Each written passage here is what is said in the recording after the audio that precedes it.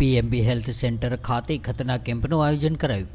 ધંધુકા ખાતે 15 વર્ષ સુધીના દરેક સમાજના બાળકો જેને પેશાબમાં તકલીફ હોય તેઓને પીએમબી હોસ્પિટલ ખાતે ખતના કેમ્પનું આયોજન કરાયું હતું.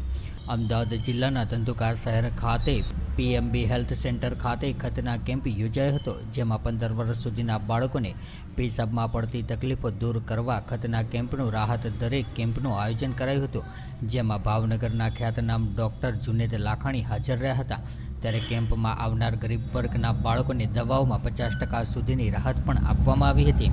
ત્યારે આ કેમ્પમાં 105 બાળકોના નામ નોંધવામાં આવ્યા હતા, જેમાં ધંધુકા તેમજ આજુબાજુના ગામના લોકોએ લાભ લીધો હતો.